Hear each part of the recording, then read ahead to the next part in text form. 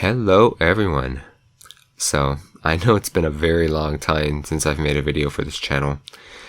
I have just a ton of video projects that I really haven't had a chance to get to yet. This particular one is over 5 years old, so all my videos are about that length, about that age, and also the video quality isn't as good as it could be.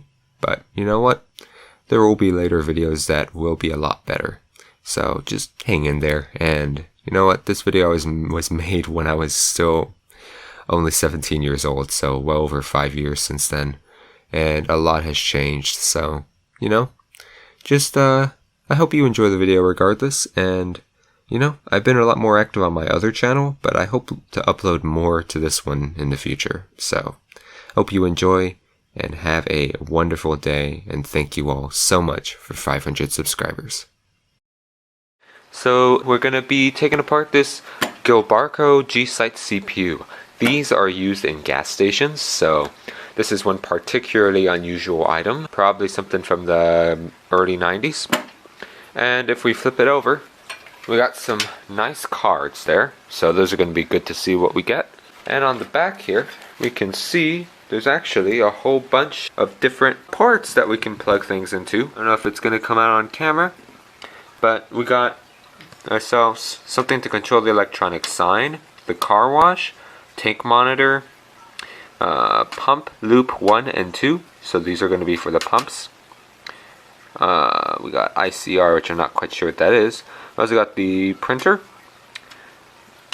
some printers here, keyboard, cash drawer, another RS-232 serial port here and here. We also got customer display, scanner, and pin pad. So these all control everything in a gas station. So that's pretty cool. This looks like a standard video card, so I don't think there's going to be anything special there.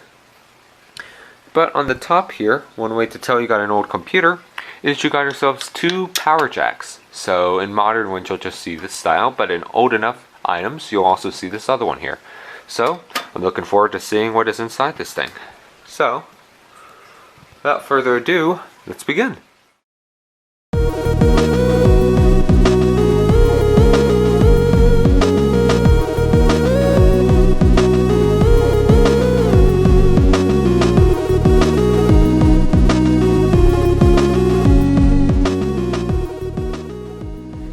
So, flipping it over here, and I can already tell we're going to get some good stuff. So I looked up this item on here, and it's particularly expensive because all these items are obsolete.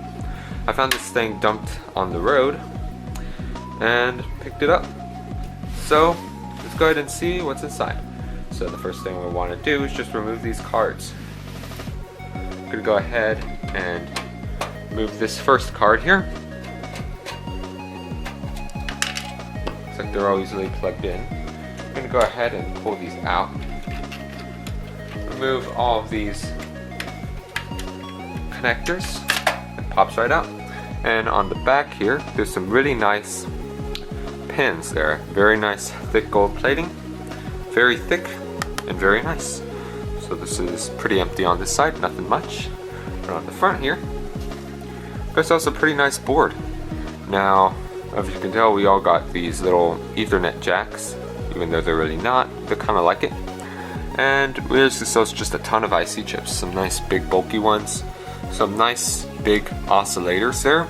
So it's going to have some silver in there and a couple components in there we'll probably want to get. It's got a whole bunch of these little LEDs all lined up there, so that's pretty cool.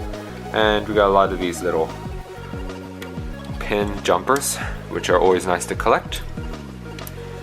And yeah, other than that, lots of little IC chips. All these are all ICs you want to save if you're going to process these. So this board is definitely a very nice board to deal with. And of course we got ourselves our little Gilbarco logo there. So this is a really nice board. So let's move on to the next. So this one looks like it just pops out on the back. Notice there's no pin, so this is probably just an accessory card. We got some transformers, some ferrite chokes, nothing much. Oh, we got a little bit of gold pins here and also there, of course. Nothing particularly intensive. Okay, now we're moving on to this next piece.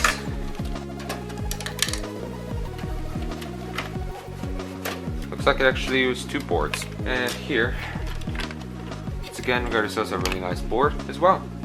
So these all look like removable fuses all along here. These are all removable and you can replace them, so that's pretty cool. They're very tiny too.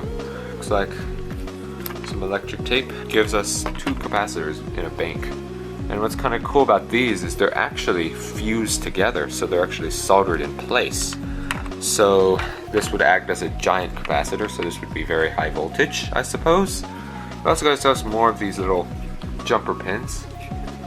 And a lot of these big bulky chips as well. So these are all very dusty because this thing has been out probably for a while. And it looks like a battery here. I'm gonna go ahead and pop this out. Okay, that's a very interesting design. I know Mike McKinster did a video a while back about a dictaphone server computer, and he got one of these batteries out. So this is a 3-volt lithium Renata CR2477N. So this uses a very special kind of a holder. And yeah, this is pretty cool. I like all these boards so far. They're all very nice. Okay, there we go. So looks like we got ourselves a whole bunch of these weird white things. I don't know what they are. They're probably like transformers. It's got these very dusty connectors. Okay, and this one. So here's one that looks like a whole bunch of memory. This looks like a memory board since these are all like ROM chips. And there's a little battery again. There's another one. Pretty strange. So yeah, there's no actual connector on this one. It's empty. There could be places to add jacks if you wanted, but it was not a requirement. So yes, it says CMOS memory on it. Right there, so it's probably a CMOS memory board. And yeah, anyway, that's pretty cool. On the back here, we can see this is actually a ship date of 2003, so this isn't a particularly old board, but I don't even know, this could just be when they decided to ship it out. It could be older. Looks like it says 2001 right there.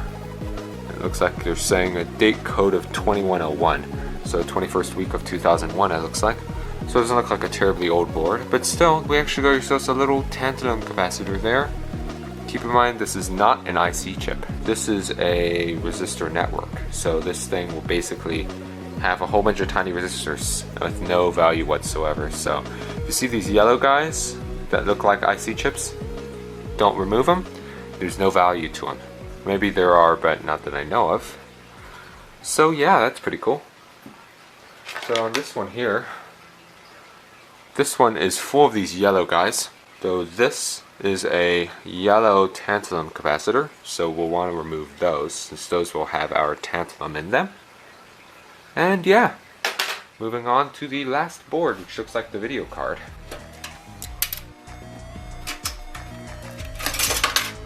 Okay, on the back here, there appears to be a lot of IC chips. So there we go. That's the board. So all those yellow ovals you'll want to save. And sometimes they come in blue or like this very turquoise color. Just look for these guys. And also they may have little stripes on them, and the one way you can make sure is just look for a C. Not all capacitors are ones you want to save, only these style. So just if you see this kind of shape and you're not sure, just look for C and then you'll be good. Now these guys here, these are actual tantalum capacitors. So these big black ones with a hard case are all going to be tantalum. And so there's a difference. So these guys feel a lot softer. These guys are a more harder case, and those hard case ones are definitely tantalum capacitors that you want to keep. And here it looks like there's just a little ROM chip here, and appears to be some nice little IC chips as well as on here. We got just a little serial jack here, that may have a little bit of gold, though not much. And yeah, that's pretty much it for this board. So it's pretty cool. I do like the Made in America logo, so that shows this thing has been made with quality in mind. So that's pretty nice. So yeah, so far pretty good. All of the additional functionality, added functions like computer networking and those kind of things will actually just be attached to a cable that plugs into the motherboard. You'll rarely find on old computers like this direct connections to the motherboard, like directly attached to it, other than the keyboard, which will always be there. To remove those, actually need to get rid of all these bolts. So now let's go ahead and work on removing that power supply at the top. Here, this will just remove 4 screws that hold it in place. Okay, and that comes right out. So this here is a 250 watt AT power supply. Yeah, it looks like a fairly new power supply too. So that's pretty nice. So now all we have left is really the base computer. So we can go ahead and just pull out some cabling. Now, as you can see, all of our ports are directly attached to a cable. And now, got ourselves our hard drive, which we will get out next. It's just 2 screws. So looks like they plugged it into the hard disk drive B slot rather than the A slot. So this top one here is actually the B and this is the A. So you could support 2 hard drives. And I guarantee this is going to be a nice hard drive. And it is. So this is a Western Digital Caviar 2540. So this is going to be a very nice classic hard drive.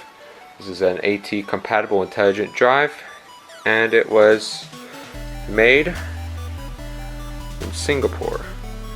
There. Flipping it around, we got ourselves a very nice full-sized board.